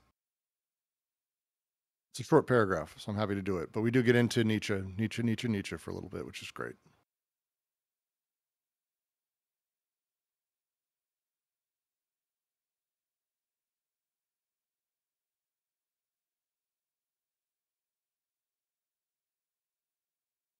All right. To continue a little bit into our paragraph we just read, I'm just going to do that because it helps to continue this one. This welding of desire to lack is precisely what gives desire collective and personal ends, goals, or intentions, instead of desire taken in the real order of its production, which behaves as a molecular phenomenon devoid of any goal or intention. Nor must it be thought that the statistical accumulation results from chance, or that it is a random result. This accumulation is, on the contrary, the fruit of a selection exerting its force on the elements of chance. When Nietzsche says that the selection is most often exerted in favor of the large number, he inaugurates a fundamental intuition that will inspire modern thought. For what he means is that the large numbers or the large aggregates do not exist prior to a selective pressure that might elicit singular lines from them, but that, quite on the contrary, these large numbers and aggregates are born of this selective pressure that crushes, eliminates, or regularizes the singularities. Selection does not presuppose a primary gregariousness. Gregariousness presupposes the selection and is born of it.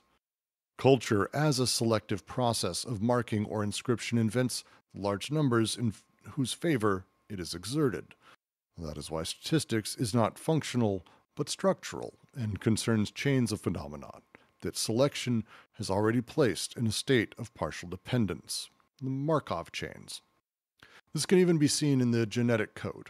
In other terms, forms of gregariousness are never indifferent. They refer back to the qualified forms they produce them by creative selection.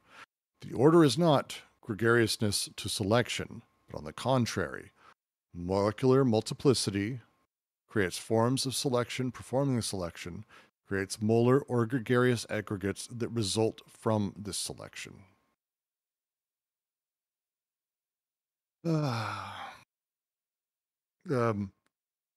The gregarious aggregates, as they exist, just to say very cleanly, it is not that the social chooses the selection. It is not that at large we want these things and therefore that's what's done. This is the backwards way. Instead, it is that the molecular multiplicity, which is the mass, not a single, the mass of desiring machines, the multiplicity that is all desiring machines at a molecular level. This creates forms of selection, performing the selection. The process of selection needs to be created. Well, how does it do that? Well, it does it by performing the selection.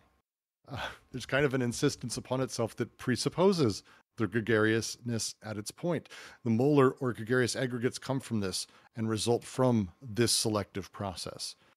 It is ultimately all from the multiplicity on the way up. And we are talking about the gregarious that is a result of this, not determinant of this. Not determining this. Yes, I said that backwards, sorry. It's a really great set of lines. The line from Nietzsche, selection is most often exerted in favor of the large number. He doesn't mean that the large number chooses the thing, the selection. What he means is it's most often exerted in that favor. He means is that the large numbers, the aggregate, don't exist prior to selective pressure that might elicit singular lines. But actually, those large numbers and aggregates are born of the selective pressure that crushes, eliminates, and regularizes singularities. Selection does not presuppose a primary gregariousness. Selection happens. It's just the way it is. It doesn't have to have a gregariousness. But gregariousness presupposes the selection and is born of it. Culture, as a selective process of marking or inscription, invents the large number in whose favor it is exerted. Culture is the representation that conditions the selection to head in the direction of the gregarious. Yeah. Okay. Yeah, that's it. Oof. Yeah. Yeah. Right. I mean, said differently, it's the problem of like, why is something popular? And usually the answer is, well, because it's popular, right? And I think that's more or less what they're fighting against, like you're saying, Brooks, right? Especially if, like, well, it's popular because of the cultural aspect. Well, it can't just be the cultural aspect, as though the culture is just simply unconditioned, right? Because I think what they're, and this kind of expands what I was talking about with pressure, um, right? That aspect of the paranoiac, I think, that pressures the production also conditions what is going to be, what's going to become transcendent, right? Whether it's justice or, the phallus or the Coke bottle, right? So the popularity does, another way to say it is popularity doesn't choose what's popular, right? Instead, and I really like the way they laid this out, the molecular multiplicity implies that forms of selection performing the selection implies molar gregarious aggregates that result from the selection, right? So you have the connective synthesis, and then you've got this aspect of selection, which I think is leaning in toward, right, how do you get the phallus in that? What's going to be the thing in Guattari's machine and structure? It's the thing that does the differentiation. That said, right, so what does the selection leads into the molar gregarious aggregates that result from the selection.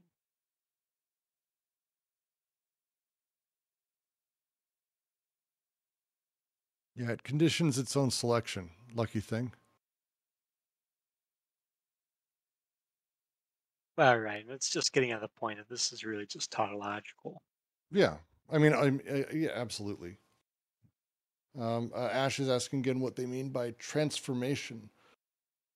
Okay. Where is it used in here?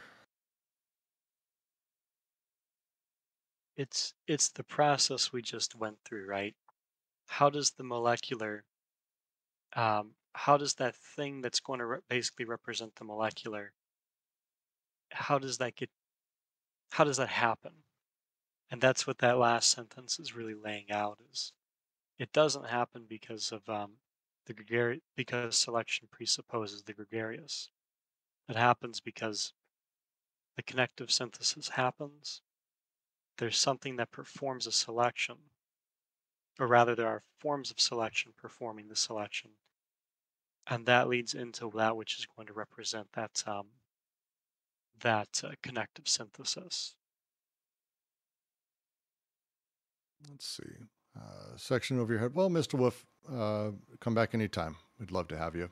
And we're going to be doing more readings, and I'm going to be doing kind of an open thing once a week, trying to. So just sit and talk these things through because I'm still making my way through it in my own understanding as well.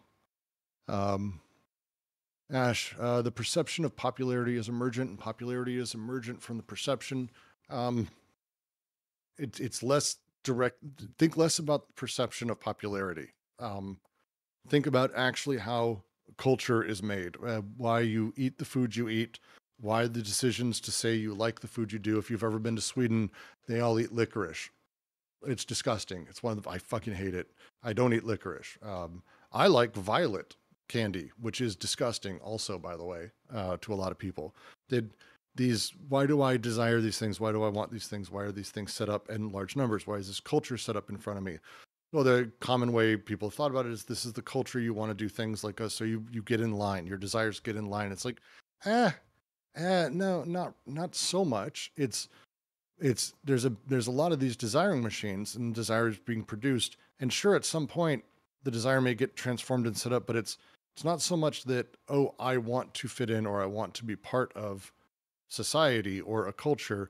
It's that we have this like weird selective process, which is culture, which marks and inscribes things. It invents the large number in whose favor it is exerted. There is a large number that we are exerting towards. I don't eat, I don't know, majority of the world is in Asia. I didn't grow up eating Asian food. That's the law of large numbers purely would just determine that, oh, well, everyone should, well, no, actually, we're talking about pockets of people and that every social determination is unique inside of a person and everything they go through as an organism.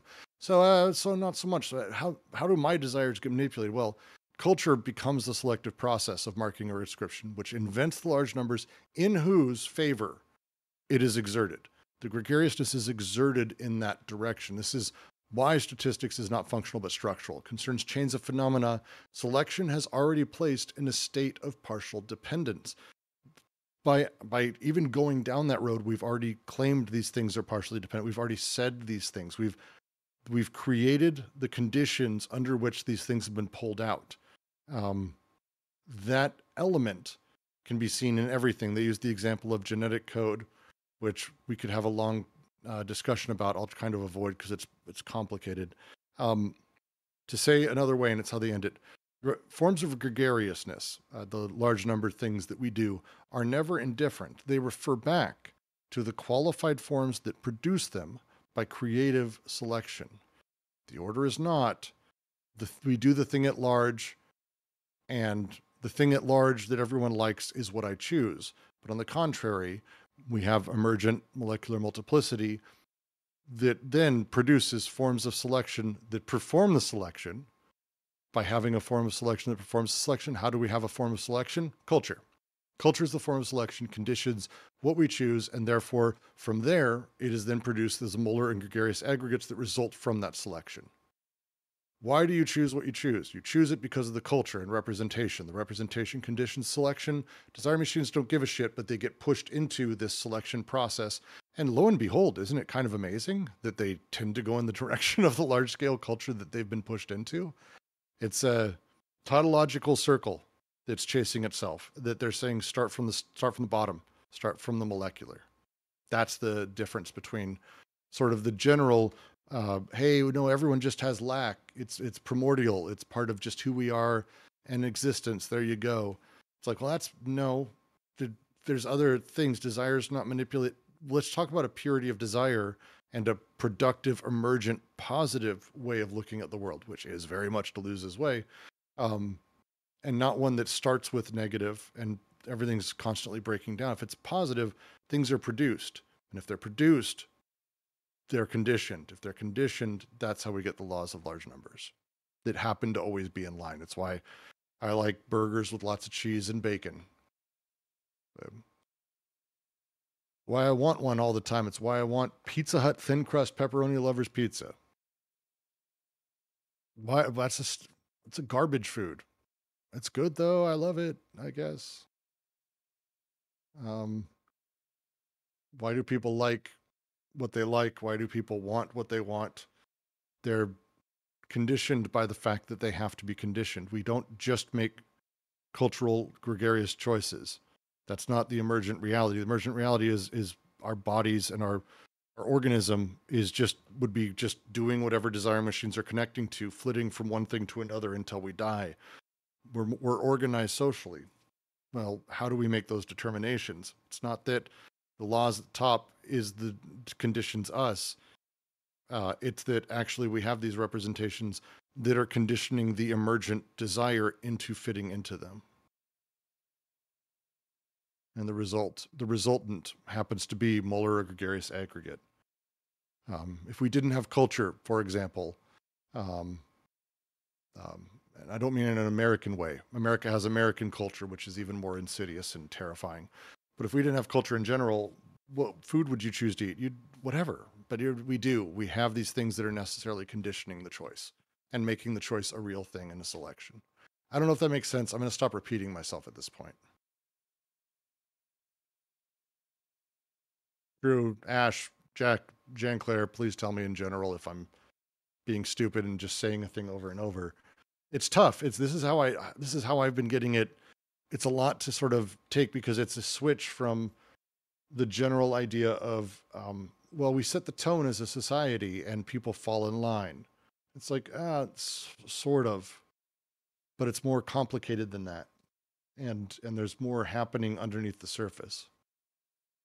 Right. Because we've got to deal with the problem of like, how do you get the whole idea of there being a line, right? How do you even get the line in the first place?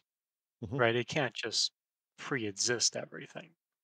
That would, that's just, that's a bit lazy, right? It's got to happen somehow. So like here, right? Like how do you get, for instance, how do you get the phallus, right? There's a lot of things going on, but at a basic level, right? The kind of cult, and they're calling it culture here at some level, right? But the selective process, I think, is really interesting here, right? Because there's pressure at the paranoiac level, I think, that influences production just like the schizophrenic does, right? Miraculation and repulsion would be the paranoiac here, but I think that's a large one, by and large, got something to do with pressure. So when they say, right, selection does not, well, okay, back up a bit. For what he means is that, he being Nietzsche, what he means is that the large numbers or the large aggregates did not exist prior to selective pressure, which they'll call, and they'll put air quotes around it, culture, that might elicit singular lines from them. But that quite on the contrary, these large numbers and aggregates are born of the selective pressure that crushes, eliminates, or regularizes the singularities, right? Mm-hmm. So the way the singularities are interacting with each other in that, it doesn't do that presupposing the product. This is why I think he's associating it with chance. Because when we deal with probability, right, we're kind of working with established outcomes. I think even in mathematics, it's kind of how they treat it, right? What are the possible outcomes versus the total number of likely outcomes or something like that. And I think that's more or less what they're dealing with, right? Is like we want to look for the outcomes and probability, but chance isn't working based on the outcomes as though they must be, right? Chance instead would enable any kind of outcome in the first place. Drew says this is really based on gregariousness, which I thought was imminent. Herd instinct is something I heard as innate for a long time. I hope I understand it better now. It is the use of herd instinct is a really interesting thing. Instinct, I think, in general, is a really odd thing that they institute in ways I don't expect, I think, throughout a great deal of it. But specifically in this case, I think it's really fair to say that we're talking about herd instinct in terms of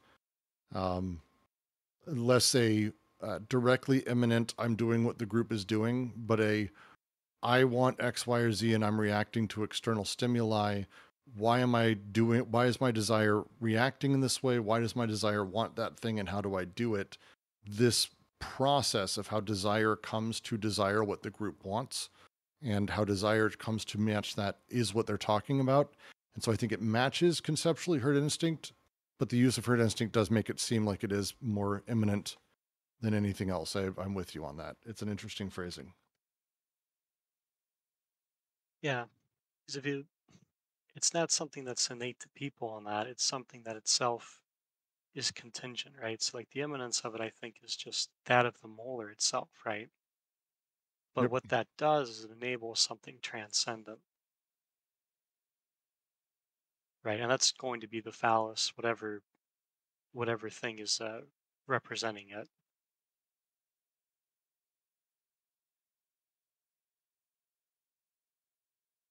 Ash says, wouldn't the total number of outcomes not be knowable under any circumstances without a totalized conception of pre-existing possibilities?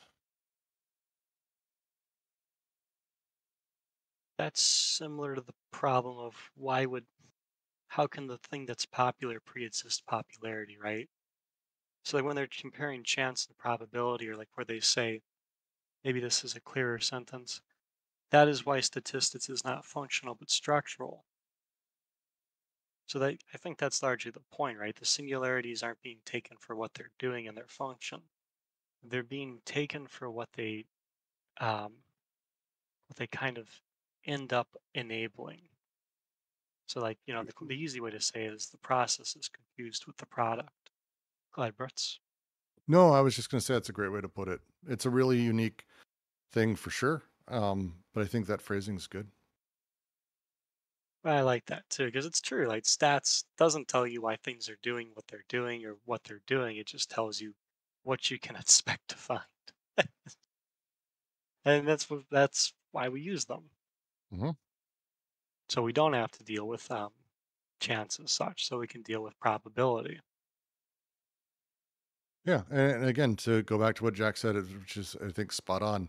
It's how do we know what's popular before popularity can exist? Like how does popularity determine itself ultimately, which becomes sort of a chase? And it's, well, we have these things and these elements that kind of condition desire. Desire can't know what's popular. Desire doesn't give a shit. But how does it get conditioned? How does it get played with? How does it get utilized through the paralogisms to play towards this?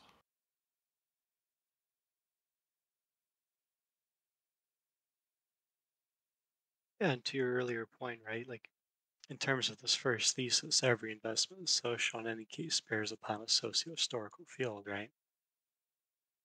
So at that level, right, the whole social, to put it in a different sense, right? What are the investments that contribute to that which will be that which will become transcendent, right? The lines of selection.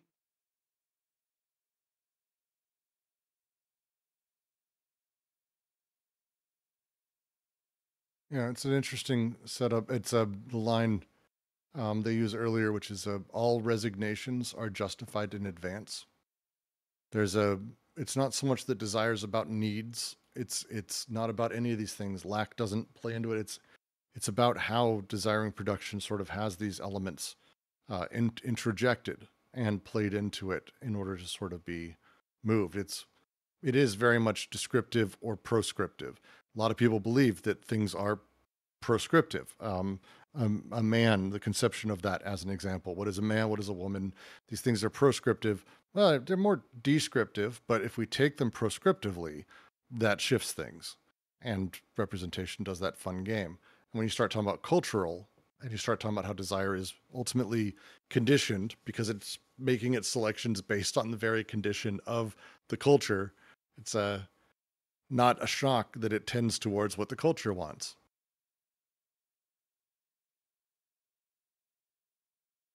Right, because at that level, it's about the production of that, how that cultural aspect is itself productive through selection, Mm-hmm. which enables that thing that's going to be called popular, right? Yep. It's not popular to begin with, it just, this is how it becomes what we call popular.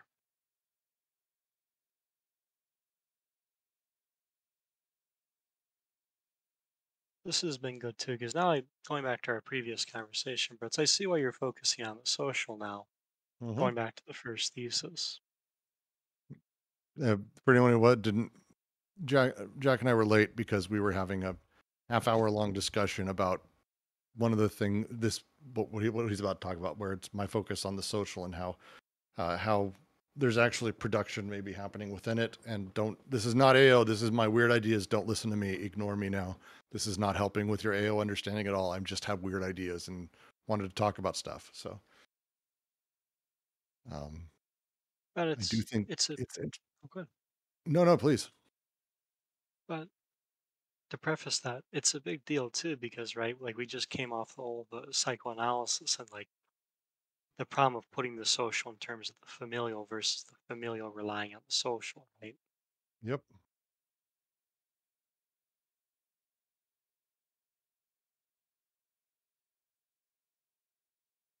Very much.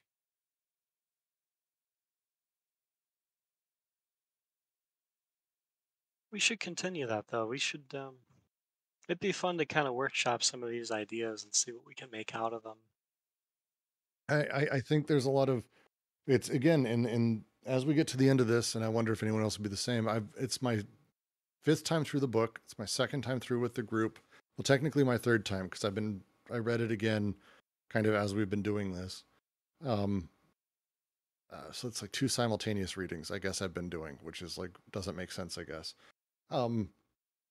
But where do they leave off? Where does ATP pick up? Where does some of their other work pick up? And to me, it's in how social production operates. I think there's some interesting shit that they start getting into here, and they have some other bits, but they tend to focus on the molecular.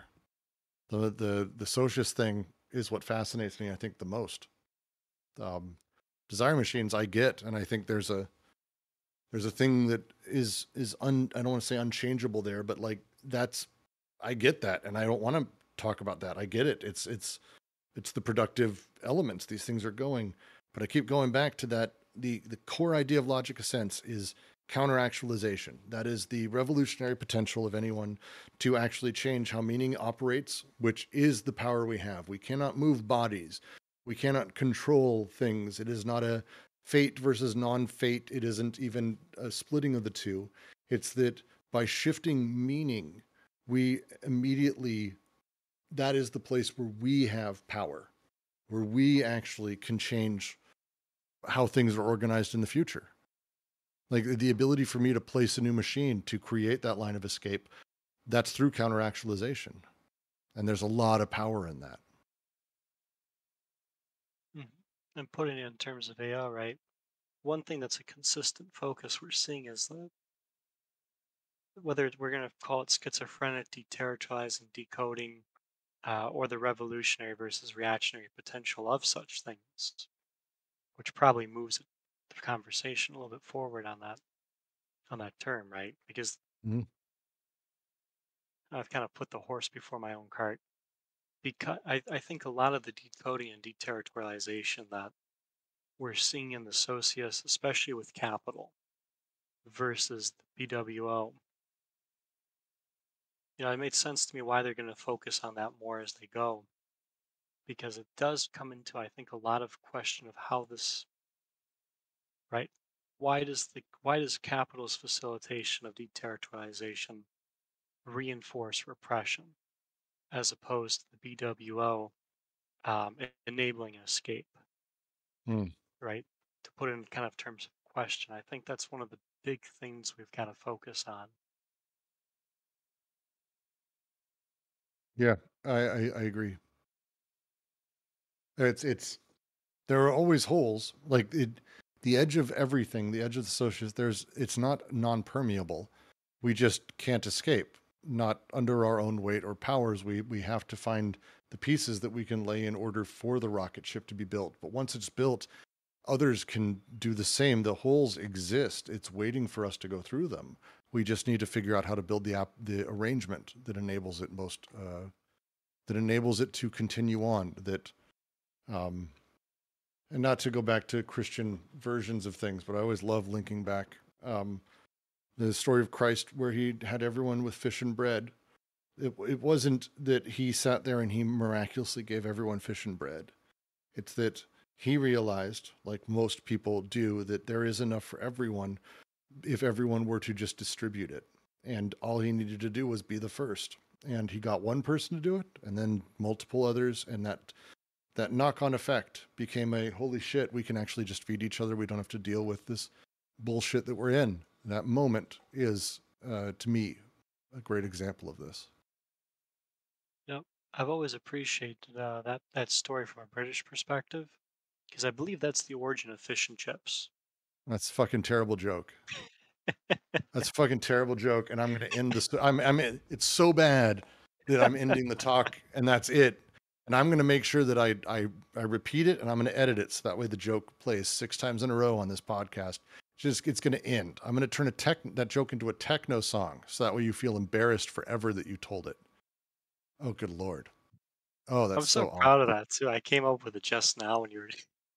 You say that wasn't a labor of a lot of thought? I'm shocked. It felt so put together and thought through, and Well, really, it just feels like someone who's a professional writer spent months aching over every bit of that word and not just throwing the garbage together at the last second. Well done.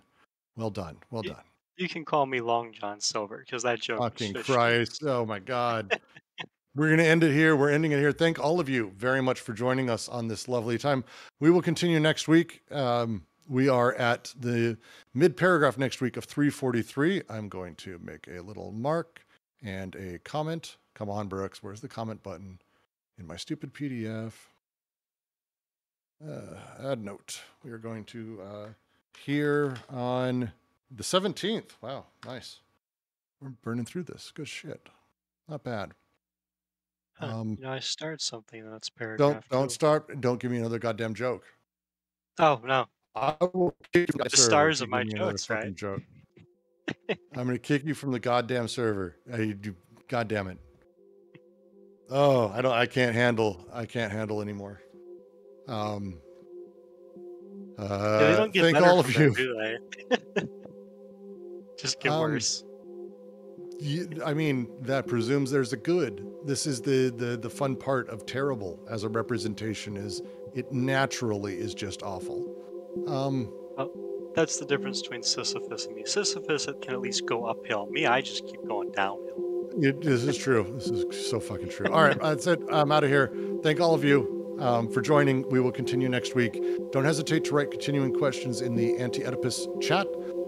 We are here. I'm going to be probably into this week doing a 2-hour sort of sit down. Be watching for that in the events. Thank you so much.